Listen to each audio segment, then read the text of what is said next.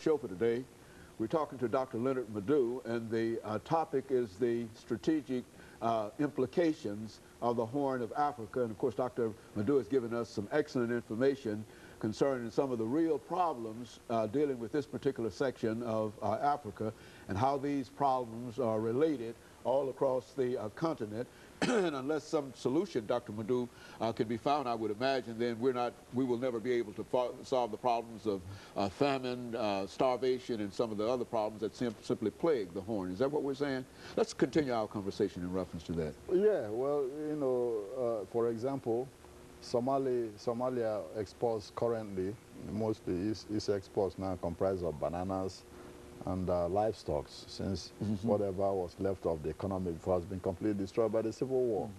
I take, for example, Ethiopia. 80% of Ethiopia's income comes from coffee, which was mortgaged to the Soviet Union by the Mengistu regime in order to receive billions of dollars in arms to fight the Eritrean and internal insurrections.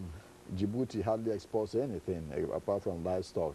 Most of its income comes from the railway, from Addis Ababa to Djibouti, which is charges, and also from tourism.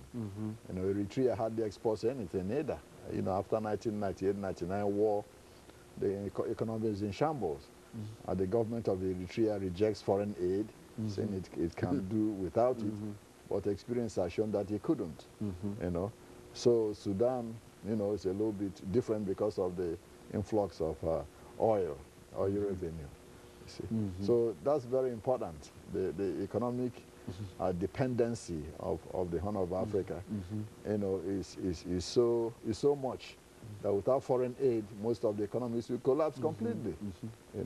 Well, Dr. LMadu, since it seems that many of these problems can be said to go back to colonialism, it would seem to me that some of these former colonial countries would feel that they had some kind of responsibility. Is there any kind of forum whereby they can deal with this? Is there anything that you can do to bring them into this, a solution to this, these questions that are on the Horn? Well, that would be very difficult to do. If you talk about irredentist ambitions, the AU African Union Charter, talks about the inviolability of frontiers. The United Nations Charter also talks about the inviolability of frontiers.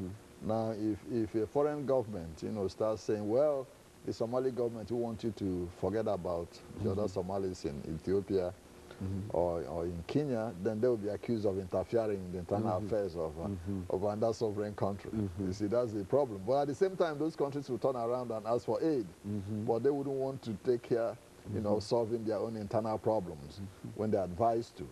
And that's the problem. They shout, interference in their affairs, but at the same time, they turn around and ask you for money, just like you said a few minutes ago. Why should the U.S. be pumping money into these countries, when they're not listening on how to bring their own people together to solve their internal problems? Most of those problems are solvable, but the thing is that the leaders themselves are so corrupt that they're interested in keeping control of their respective countries. At any cost. At any cost. Exploit the ethnic and racial and religious sentiments of their people for their own advantage. That's what we see all over the continent. Well, now, what do you see as some of the